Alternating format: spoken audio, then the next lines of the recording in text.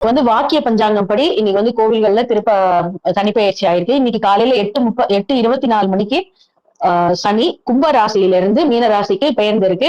புரட்டாதி 2வது பாதத்துக்கு ராசியில இருந்து ஆரம்பிக்கலாம். மேஷ ராசியில இருந்து ஆரம்பிக்கலாம்.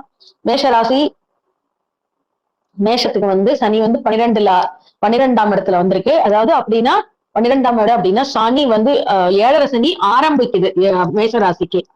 7.5 சனி ஆரம்பம். அதை விரய சனின்னு சொல்லுவாங்க. விரயங்கள் ஏற்படும், நிறைய செலவுகள் இருக்கும். முதலீடுகள் ஏதாவது இந்த ஷேர் மார்க்கெட் அதுல எல்லாம் பண்ணணும்னா ரொம்ப கவனமா பண்ணணும். அப்ராட் லைஃப் வந்ததுன்னா கொஞ்ச நாள் இந்த நம்ம ஊரை விட்டு கொஞ்ச நாள் தள்ளி இருக்கிற மாதிரி இருந்ததுன்னா அந்த மாதிரி அக்செப்ட் பண்ணிக்கலாம். பிளஸ் நிறைய செலவுகள் இருக்கும். வேலைகள்ல பிரச்சனைகள் வரும். அமைதியா ரொம்ப எவ்வளவுக்கு அமைதியா இருக்கணும் அவ்வளவுக்கு அமைதியா இருக்கணும். பலன்கள்னு பாத்தீங்கன்னா பர்சன்டேஜ் 30%, 100க்கு 30 மார்க் தான். அடுத்து பாத்தீங்கன்னா ரிஷபராசி ரொம்ப சூப்பரா இருக்கு. லாபசனி வந்திருக்கு. சனி 11ஆம் இடத்துல, ரிஷபராசிக்கு 11ஆம் இடத்துல சனி வந்திருக்கு. லாபசனி தொட்டது துலங்கும். பொருளாதார வளர்ச்சி அபரீதமா இருக்கும். நகை, வீடு, மனை, வாகனம், காரு எல்லாமே வாங்கறதுக்கு நல்ல வாய்ப்புகள் இருக்கு. இது பர்சன்டேஜ் பாத்தீங்கன்னா மதிப்பு 80%. மூன்றாவது மிதுன ராசி. மிதுன ராசிக்கு 10ஆம் இடத்துல சனி வந்திருக்கு. கர்ம சனின்னு சொல்லுவோம், தொழில் ஸ்தானம்னு சொல்லுவோம்.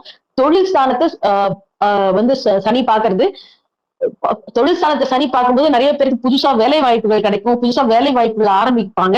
சனியினுடைய வேலை இருக்க மாதிரி இரும்பு சம்பந்தப்பட்டது, இந்த ஆயில் சம்பந்தப்பட்டது, குளிர் சாதனம் அந்த மாதிரி ஏதாவது இருந்தாலும் இன்னும் தொழில் பெரிய அளவுல வரும். பதவி உயர்வு கண்டிப்பா எதிர்பார்க்கலாம். புதிய தொழில் வாய்ப்புகளும் தேடி வரும். பர்சன்டேஜ் மதிப்பு 85%. அடுத்தது கடகராசி. கடகராசிக்கு பாத்தீங்கன்னா பாக்கிய சனின்னு சொல்லுவாங்க. 9ஆம் இடத்துல சனி வருது. 9ஆம் இடங்கிறது தந்தையினுடைய ஸ்தானம் பிளஸ் நம்ம பூர்வ புண்ணிய ஸ்தானம். பூர்வ புண்ணிய ஸ்தானத்தை சனி பார்க்கும்போது என்ன ஆகுதுன்னா நிறைய கோயில்களுக்கு எல்லாம் நம்ம போகக்கூடிய வாய்ப்பு ஏற்படும். நிறைய பிளஸ் ஆன்மீக டிராவலு, காசி, இது கயா அந்த மாதிரி, ராமேஸ்வரம் அந்த மாதிரி நிறைய ஆன்மீக தேடல்கள், ஆன்மீக பயணங்கள் மேற்கொள்ளலாம். தந்தை வழியில நன்மைதான் இருக்கும். அப்புறம் பர்சன்டேஜ் பாத்தீங்கன்னா 80% மதிப்பு. அடுத்தது சிம்மராசி. சிம்மராசிக்கு அஷ்டமத்து சனி ஆரம்பிக்குது. இருக்கிறதுலயே 7.5 சனிங்கிறது ரொம்ப கொஞ்சம் கடுமையா. அதுக்கப்புறம் பாத்தீங்கன்னா அதுக்கு முன்னாடி பாத்தீங்கன்னா அஷ்டமத்து சனி தான். இந்த 7.5 வருஷத்துல கொடுக்கக்கூடிய கஷ்டங்களை அஷ்டமத்து சனி 2.5 வருஷத்துல கொடுத்துரும் அப்படின்னு சொல்லுவாங்க. சிம்மராசிக்கு வண்டி வாகனத்துல போகும்போது ரொம்ப ரொம்ப ஜாக்கிரதையா இருக்கணும். இரவு நேரங்கள்ல டிராவலிங்க கண்டிப்பா பண்ணக்கூடாது. கூடுமான வரைக்கும் இந்த கொடுக்கல் வாங்கல, கடன் கொடுக்கறது, போறது, யாருக்கும் வாக்கு கொடுக்கறது, நான் இந்த சாட்சி கையெழுத்து போடுறேங்கிறது அதெல்லாம் பண்ணவே கூடாது. நாம உண்டு நம்ம வேலை உண்டுன்னு ரொம்ப அமைதியா இருக்கணும். ஹஸ்பண்ட் அண்ட் ஒய்ஃபுக்குள்ள நிறைய பிரச்சனைகள் வர்றதுக்கு வாழ்க்கை துணையோட வரும். எவ்வளவுக்கு எவ்வளவு அமைதியா போறோமோ அவ்வளவுக்கு நல்லது. சனிக்கிழமைகள்ல காலையில 9ல இருந்து 10:30 போய் கோயில்ல போய் நல்லெண்ணெயில தீபம் போட்டுட்டு வாங்க. அது ரொம்ப நல்லது. உங்களுக்கு பர்சன்டேஜ் பாத்தீங்கன்னா 20% தான் இருக்கிறதுலே ரொம்ப ரொம்ப கம்மி. 20% தான். நல்ல வாய்ப்புகள் நடக்கிறதுலாம் ரொம்ப கம்மி. கூடுமான வரைக்கும் அமைதியா இந்த 2.5 வருஷத்தை ஓடுறதுக்கு ட்ரை பண்ணுங்க. அடுத்தது கன்னிராசி. கன்னிக்கு 7ஆம் இடத்துல சனி கண்டக சனின்னு பேரு. நெருங்கியவர்களிடம் நிறைய கருத்து வேறுபாடுகள் இருக்கலாம். சிம்மராசிக்கு ஒன்னே ஒன்று சொல்ல மாட்டேன், நிறைய ஸ்கின் ப்ராப்ளம்ஸும் வரதுக்கு சான்சஸ் இருக்கு. விரயம் மெடிக்கல் எக்ஸ்பென்சஸும் நிறைய ஆகும். அப்புறம் கன்னிராசிக்கு கண்டக சனி 7ஆம் இடத்துல. நெருங்கியவரை விட கருத்து வேறுபாடு. 7னா கலத்திரஸ்தானம். 7 சோ கணவன் மனைவியோட இருக்கிற சண்டை, பூசல் அதெல்லாம் நிறைய ஸ்டார்ட் ஆகும். குடும்பமான வரைக்கும் கொஞ்சம் அமைதியா இருக்கிறது ரொம்ப நல்லது. பர்சன்டேஜ் பாத்தீங்கன்னா 25% தான் மதிப்பு. நன்மதிப்பு 25% தான். கன்னிக்கு அப்புறம் பாத்தீங்கன்னா துலாம் ராசி. துலாமுக்கு 6ஆம் இடத்துல வருது ரோக சனி. ருணருத்ர சத்ருஸ்தானம்னு பேரு. 6ஆம் இடத்துல சனி வர்றது ரொம்ப நல்லது. 3, 6, 10, 12 இடங்கள்லாம் நல்லது. அதனால எதிரிகள் விலகுவார்கள், கடல் பிரச்சனைகள் தீரும், கல்யாணம் ஆகாதவங்களுக்கு கல்யாணம் நடக்கும், வேலை கிடைக்காதவங்களுக்கு நல்ல வேலை கிடைக்கும், பதவி உயர்வு எதிர்பார்க்கிறவங்களுக்கு நல்ல பதவி உயர்வு கிடைக்கும். பர்சன்டேஜ் பாத்தீங்கன்னா 85% நன்மை. துலாதுக்கு அப்புறம் விருச்சிகத்துக்கு 5ஆம் இடத்துல சனி வருது. பஞ்சம சனின்னு சொல்லுவாங்க. அர்த்தாஷ்டமம் 4ல இருக்க சனி விலகிறதுங்கிறது ஒரு பெரிய விஷயம். 4, 8, 12, 1, 2 தான் சனியில ரொம்ப பிரச்சனை. அந்த 4ஆம் இடத்துல அர்த்தாஷ்டம சனி விலகிறதுக்கு சிம்மராசிக்கு, விருச்சிக ராசிக்கு ரொம்ப நல்லது. மன நிம்மதி கிடைக்கும். பூர்வீக சொத்து பிரச்சனைகள் ஏதாவது இருந்தா தீரும். வேலை வாய்ப்புல மாற்றங்கள் இருக்கும். பர்சன்டேஜ் 90% நல்மதிப்புங்க. அடுத்தது விருச்சிகத்துக்கு அப்புறம் தனுசு ராசி.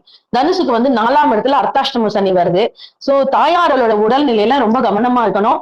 அப்புறம் வீடு வாகனம் வாங்க, அது 4ங்கிறது வீடு வாங்கணும், எல்லாம் யோகம் இருக்கக்கூடிய இடம். அப்ப அந்த சனி பார்க்கும்போது கண்டிப்பா வீடு, வாகனம், அப்புறம் அந்த மெட்டல்ல இருக்கக்கூடிய காரு அதெல்லாம் வாங்கக்கூடிய வாய்ப்புகள் இருக்கு. தாயாருடைய உடல்நிலையை மட்டும் கவனமா பார்த்துக்கணும். பர்சன்டேஜ் நன்மை வந்து 45%. அதுக்கப்புறம் மகர ராசி. மகர ராசி பாத்தீங்கன்னா மகரத்துக்கு 3ஆம் இடத்துல சனி வருது. சகாய சனின்னு பேரு. செல்வமும் செல்வாக்கும் அதிகரிக்கும். சகோதர வழியில நன்மை கிடைக்கும். மகர ராசிக்கு எந்த பிரச்சனையும் இல்ல. ரொம்ப நல்லாவே இருக்கு. பிளஸ் குரு வேற வந்து மே மாதத்துல குரு பெயர்ச்சி ஒண்ணார போகுது. கடகத்திலேருந்து குரு வந்து தன்னுடைய 7ஆம் பார்வையால மகரத்தை பார்க்கும்போது இன்னும் சூப்பரா இருக்கும். மே மாதத்துக்கு அப்புறம் ரொம்ப அற்புதமா இருக்கும். 90% மதிப்பு. அதுக்கப்புறம் கும்பராசி. கும்பத்துக்கு பாத்தீங்கன்னா பாத சனி, அதாவது 7 சனியில 5 வருடங்கள் எவ்வளவு கஷ்டப்பட முடியுமோ அவ்வளவு கஷ்டப்பட்டு இருப்பாங்க அந்த கும்பராசி. அந்த கும்பத்துல இருந்து இந்த 5 வருடம் முடிஞ்சு கடைசி 2.5 வருஷம் நடக்க போகுது. இப்ப அது பேர் பாத சனின்னு சொல்லுவாங்க. பணவரவு எல்லாம் இருக்கும். செலவுகளும் பணவரவு எவ்வளவு இருக்கோ அதுக்கேற்ற மாதிரி செலவுகளும் அதிகரிக்கும். குடும்பத்துல விட்டு கொடுத்து போறது ரொம்ப நல்லது. அது மாதிரி வேலை வாய்ப்பு மாறக்கூடிய இருக்கு. அதுலயும் ஆபீஸ்லயும் வந்து பதவி உயர்வு தரத்துக்கு சான்சஸ் இருக்கு. ஆனா மதிப்பு வந்து 50% தான். அதுக்கப்புறம் மீனராசி. மீனத்துல இப்ப ஜென்ம சனி ஆரம்பிக்க போகுது. மீனத்துல ஜென்ம சனி, பிரச்சனைகள், வீண் பிரச்சனைகள், உடல் நலத்தில் கவனம், அப்புறம் அலைச்சல், உழைப்பிற்கேற்ற உயர்வு கிடையாது. ஆபீஸ்ல ரொம்ப பிரச்சனைகள் இருக்கும். வேலையில பிரச்சனைகள் இருக்கும். குடும்பம் வரைக்கும் எவ்வளவு அமைதியா நம்ம போறதோ அதேதான். சிம்மராசிக்கு என்ன சொன்னேனோ அதேதான்.